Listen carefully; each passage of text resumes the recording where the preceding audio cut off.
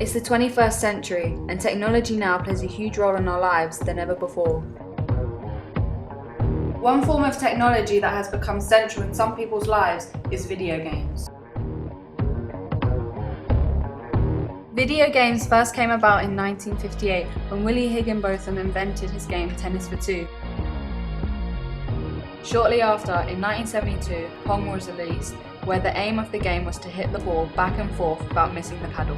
Soon after, Space Invaders came out in 1978, in which the goal was to defeat all the aliens before they destroy you. Years later was the release of Pac-Man.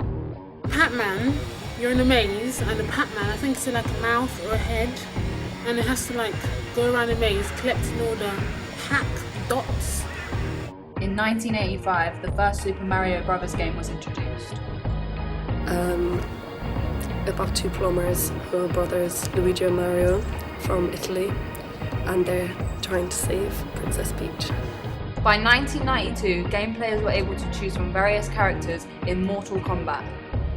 Later on, in 2004, Sims was released. Sims is a virtual world where you can create characters and live a normal daily life, but through these fictional automated characters. In 2009, Angry Birds came out and was available on mobile technology. As technology advances, people are now able to play video games on the go on a daily basis. As video games progressed, they began to be incorporated into different genres such as action, roleplay, and adventure. There is also the psychological side effects that advancement of technology and video games has on its players. Games such as Flappy Birds are seen to provoke frustration that ultimately leads to aggression.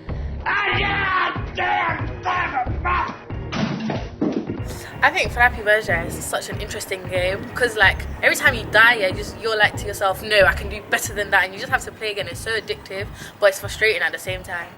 It's the most irritating game ever because I can't get past 2. Studies show that video games where women are sexualized leads to males committing rape and sexual harassment. Of all the possible effects video games can produce, one of the main effects that is a trending topic throughout recent years is the portrayal of gender in the different genres of video games. Action games.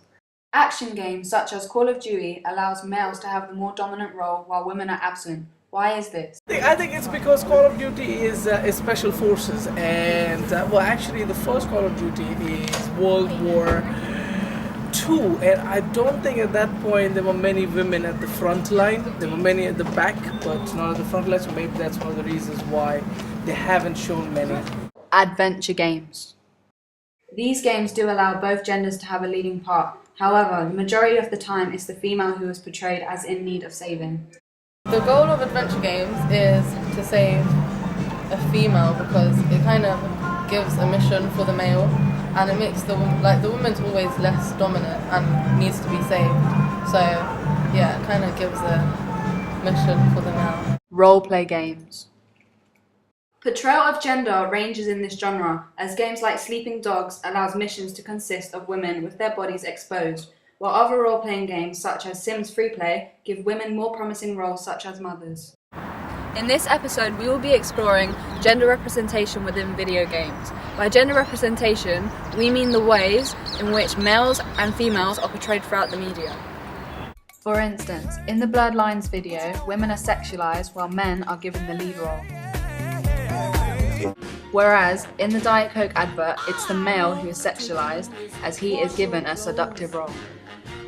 However, in films such as Shrek, women are depicted as a damsel in distress as she relies on a male to save her.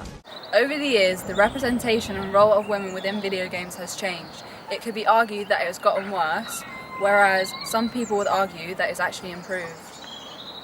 It's hard to say because a lot of games from the 80s and 90s, things didn't really have gender, such as Space Invaders or Tetris and things like that. And then when things became more like characters, more anthropomorphized, like Pac-Man, there was Mrs. Pac-Man. So you could say that that was equal, but I think in things like Call of Duty and stuff like that, it seems to be a lot more male-dominated, but you've still got Lara Croft and stuff like that. In 2013, the game Last of Us was released, whereby one of the main characters was a teenage girl who was not objectified, but was instead given a masculine role, and she is able to defend herself by the use of weapons. However, since 2002, the GTA series has been belittling women to sexual objects and insignificant roles such as prostitutes. In 1998, Lara Croft was sexualized as she wore tight clothing revealing her body, which caused controversy, therefore leading to the evolved version in this century where she is wearing more clothing and less sexualized. I think the Lara Croft now is better than the old Lara Croft because before Lara Croft would wear stuff tight and her boobs were enormous and so was her bum and stuff like that. But now, like, her boobs have reduced and so's like the way she's dressed is just completely different now. Like, she's dressed a lot better than the video game before, and it'll be easier for little kids to be able to play the game. Earlier, we caught up with a sociologist who explained the portrayal of women and how it affects us as an audience. I don't necessarily watch them, but as I say, I see excerpts of it from what my son sees, and I've researched it from a sociological point of view. And from what I see and what I know is that a lot of the time, women especially, are seen as subservient, sexual objects. Even when they are seen as action heroes, they're still curvy and dressed in a certain way. And now we are going to conduct an experiment where we will be using 3 different people playing 3 different video games, and this will show how gender representation affects video game players.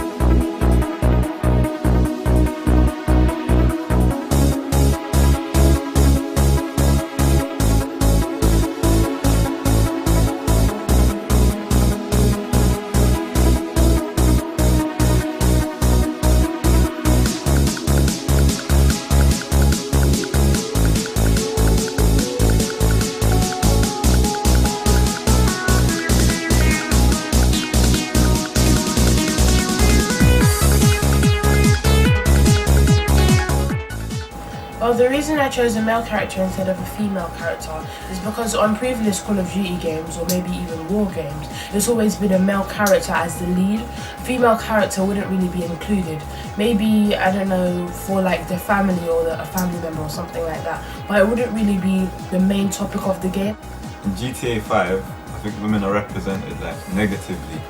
Like, they're represented in a bad way. Like, it shows them doing the worst sort of things like prostitution, like just targets to get beaten up for, like set them on fire. They ain't really like a main woman protagonist in the story or nothing like that. It's just represented negatively. And I think they do this because it's a big selling point, because that's what sells and that's what like people like want to see. It's different because I wouldn't see a woman fighting because she's more likely to be in the kitchen, and as a man will be stronger, and he would be more likely for me to be a main character and a violent character in this game.